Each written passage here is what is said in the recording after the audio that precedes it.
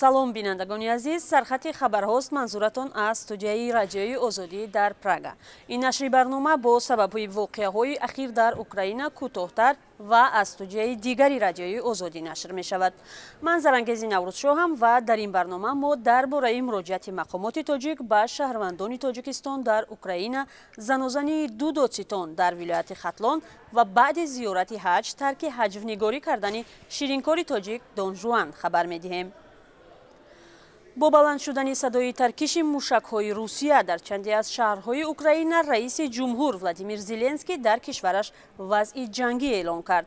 Дар Киев садои таркиш ба гӯш расидааст ва доир ба ҷанг дар фурудгоҳи Мариупол дар пойтахти Украина ҳам гузориш мерасад.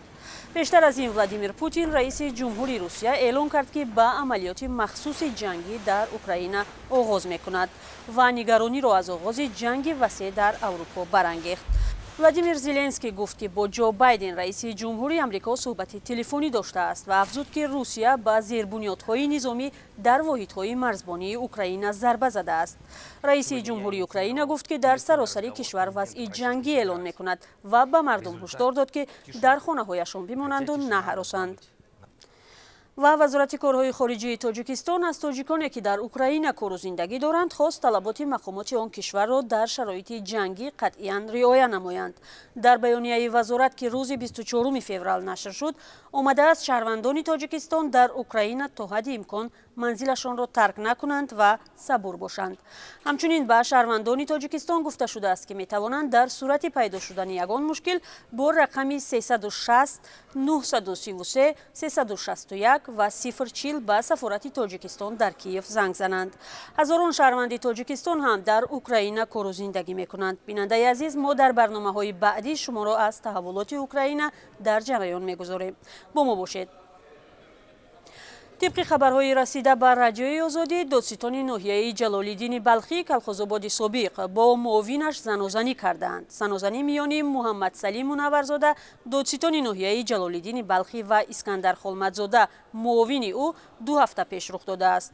دادستان زنازنی میان او و معاونش را رد می‌کند، اما دو منبع از مقامات انتظامی در ولایت ختلان گفتند که بحث دو دادستان برای تعمیر بنای دادستانی به زنازنی پیچیده است. یک منبع از مقامات انتظامی ولایت ختلان به شرط ذکر نشدن نامش گفت بنای دادستانی ناحیه باید بازسازی شود.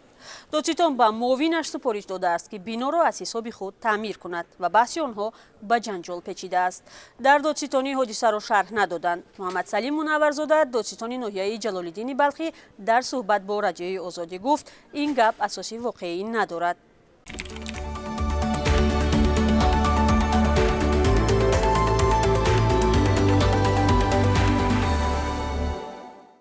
پس از یک ماهی بازداشت مالک فروشگاه جیلو با گمان قاچاق طلا، یک مقام بلندپایه خدمات گمرک در فرودگاه دوشنبه از مقام برکنار شد و نسبت به 2 کارمند دیگر این خدمات پرونده جنایتی باز کردند. پولاد شریپوف، سردار دیدبانگاه گمرکی در فرودگاه دوشنبه، برای خنک نظری در کار از مقامش برکنار شده است. خود او به رادیوی آزادی گفت اختیاراً ترک کار کرده است. پرونده 2 کارمند دیگر این فرودگاه از جانب دادستان نقلیات تفتیش می شود. مقامات قبلا خبر داده بودند که گلنورا ترسونبایова، مالک فروشگاه جیلو، در دوشنبه 24 ینور هنگام آوردن بیش از 9 کیلو محصولات زرگری از ترکیه آن را 4 کیلو ثبت کرده از پرداخت‌های گمرکی فرار نموده است. آن زمان خود او و اشرف نظریمدوف، سردار دیدبانگاه مسافران خدمات در فرودگاه، بازداشت شدند. در چند روز اخیر از منطقه‌های مختلف کشور شکایت‌های زیادی از بی‌برقی به دست ما می‌رسد. کاربران آزادی از اسفره، حصار و کلاب و شهر نو با ارسال نوار میگویند از ساعت 10 شب تا صبح برق ندارند. یکی از آنها با ارسال ویدیوی به رادیوی آزادی چنین گفت: این ما همین نوار گرفته هستیم در ساعت 10 شب روزی 22 فوریه سال 2022. یکی از دیوهای نزدیک شهر حصار دو شد دالکه داموخ سویدمری سویدکشی به یگون اعلان به یگون آگاهی سر شده است.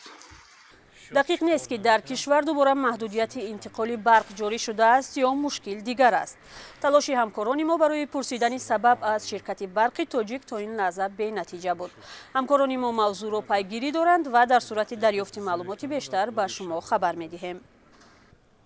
و امروز ساعت 5 به وقت دوشنبه و ساعت 3 به وقت مسکو در برنامه خبری بر علاوه تحولات در اوکراین و وضع شهروندان تاجیکستان در آنجا دایر به افزایش طلاق در بین جفت‌های تاجیک صحبت می‌کنیم که سال به سال زیاد شده است.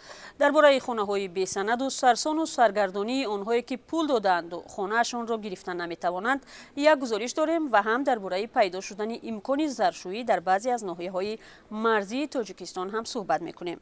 با ما باشید.